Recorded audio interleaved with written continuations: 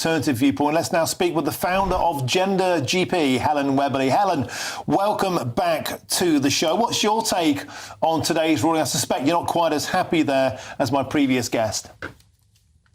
I think what I'm not happy about is that the Equality Act was written poorly, and we've been trying to protect sex, and we've also been trying to protect gender. What does sex mean? What does gender mean? It's very difficult, and that's been the difficulty. But actually, all that the law today, the court was asked was, what did the Equality Act mean? And the literal interpretation of the Equality Act is that woman is biological sex. Now, they haven't said what biological sex is, and you know what I'm going to say, because, not all is biological sex XX chromosomes, because not all women have XX chromosomes, and is biological sex body parts, because we know that not all women have a cervix, vagina, ovaries, just as you were mentioning before. So this is not to be interpreted in any shape or form that a trans woman is not a woman, and the court themselves said that. We counsel against. Yes, the court ruling today was that a trans woman isn't a woman. Well, if you just want to rewind what I just said to you and explain to you clearly, what the Supreme Court was explaining was the literal interpretation of the Equality Act is that woman is biological. They were not at all saying that a trans woman is not a woman. And I think that's really important for all those trans women out there that may be finding it difficult to interpret the news, interpret the law. It's difficult, it's challenging, but trans women are most definitely women. And actually, if you read the ruling, the law disagrees with you, and so does biology. Can I ask you seriously, Helen, if legally your position isn't recognised and biologically it isn't, then what supports your position? Is it pure ideology? So the ruling makes 38 references to trans woman. So why would they use that terminology if a trans woman wasn't a woman? What would they say? The issue at hand. That's a standard part of a legal issue.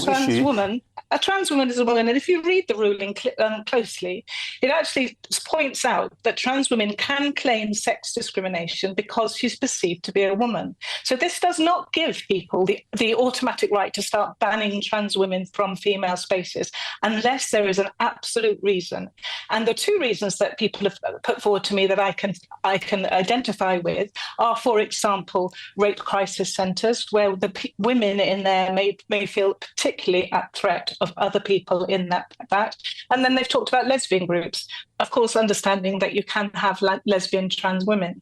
So we've got to be really careful. I had the director of Scottish Lesbians in earlier on who said actually lesbians have been some of the most put upon people in all of this debate because men were given legal rights to go into lesbian spaces, which no lesbian wants. Can I talk to you about... I don't think I've ever met a man who wants to go into a lesbian space, to be fair.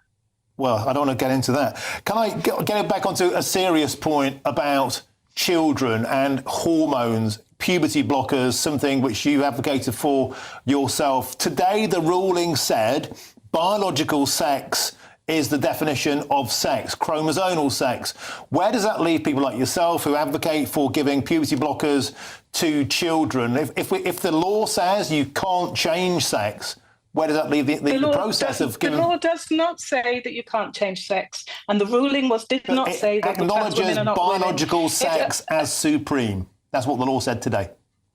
Well, that's your interpretation of it. What the law said today was that the Equality Act definition is biological woman, and they do not define what biological woman is. That question has to be answered, because there's going to be some other pretty upset people out there who haven't got the genitalia and body parts that I just talked about, or the chromosomes that I talked about, and they're going to be going, well, what about us? We are women too. And I think the biggest point in all of this is that we do not discriminate against minority groups. I think everybody can agree that everybody should be allowed to live a peaceful and prosperous life. And by the way, that includes a lot of women who don't want men in their space. I digress. I want to get back to that point, though. If the law today says that sex is biological, it's not a mindset, it's a factual biological thing, where does that leave administering gender-changing treatments and hormones to children? I mean, surely now it's time to stop that. The law recognises gender reassignment is a thing. That means transgender people exist. That means transgender children exist. That means people undergo gender reassignment, which is transitioning. And there are medicines that help people to undergo transition. And medicine should be available to everybody freely, regardless of age or gender or sex or ability, etc. Helen, do you believe that a young man presenting to you, a boy, can become a woman, and do you help them to achieve that? Well, I'm sorry that you don't understand gender reassignment, but a boy doesn't become a woman.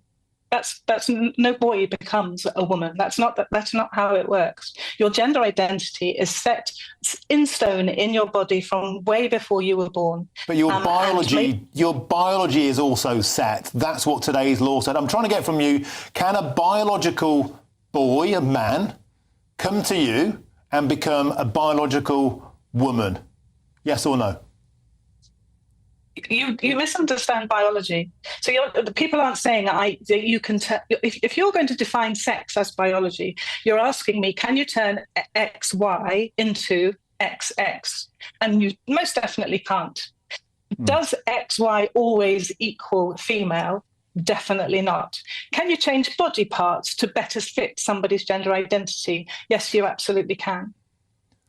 OK, thank you very much for your opinion today. Balanced take on things. That's the founder of Gender GP, Helen Webberley. Thank you very, very much. Now, moving